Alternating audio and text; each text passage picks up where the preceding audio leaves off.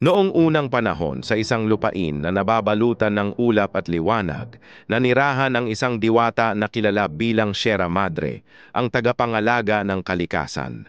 Siya ang itinuturing na ina ng mga kabundukan, tagapangalaga ng mga ilog at sandigan ng mga nilalang.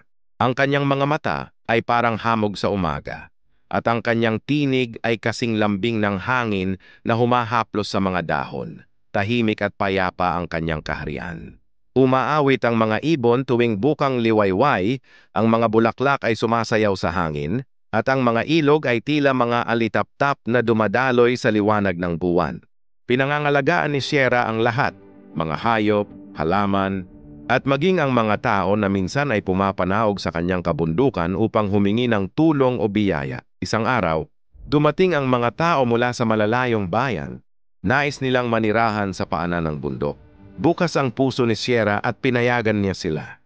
Alagaan ninyo ang lupaing ito, mahinhing paalala niya, sapagkat dito rin kayo kukuha ng inyong buhay. Ngunit paglipas ng panahon, nakalimutan ng mga tao ang kanyang habilin.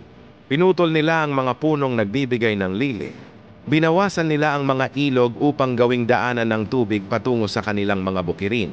At sa bawat pagputol ng kahoy, naramdaman ni Sierra ang sakit. Parang unti-unting nabubunot ang kanyang kaluluwa. Panginoon, pulong niya habang dumadaloy ang luha sa kanyang pisngi. Hanggang kailan ko titiisin ang ganitong pighati? Ngunit hindi niya magawang magalit.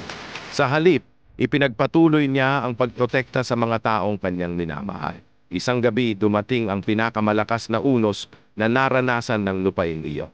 Dumagundong ang kalangitan at ang mga ulap ay nagdilim na parang dumarating ang katapusan ng mundo. Ang mga tao sa paanan ng bundok ay nagsisigawan at nagtakbuhan. Wala silang matakbuhan, ang mga punong dapat sana'y sandigan nila ay nawalan. Ang mga ilog ay rumaragasa na parang halimaw.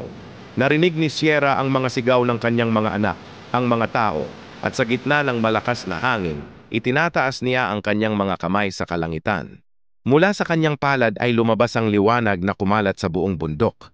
Diyos ko, kung ito ang kaparusahan sa kanilang kasalanan, hayaang ako na lamang ang tumanggap. Huwag niyo silang pabayaan. At sa isang iglap, bumalot sa buong kabundukan ang isang napakalakas na liwanag. Ang kanyang katawan ay nagsimulang maging lupa. Ang kanyang buhok ay naging mga ugat ng puno. Ang kanyang tinik ay naging alon ng hangin. Ang kanyang puso, iyon ang naging pinakasentro ng bundok. Habang humahampas ang bagyo, tumayo ang bagong anyong Sierra Madre, isang napakalawak na hanay ng bundok na pumagitna sa dagat at sa mga bayan. Ang kanyang katawang lupa ang sumalo sa lakas ng unos. Dahil sa kanya, hindi tuluyang nilamon ng dagat ang mga tao.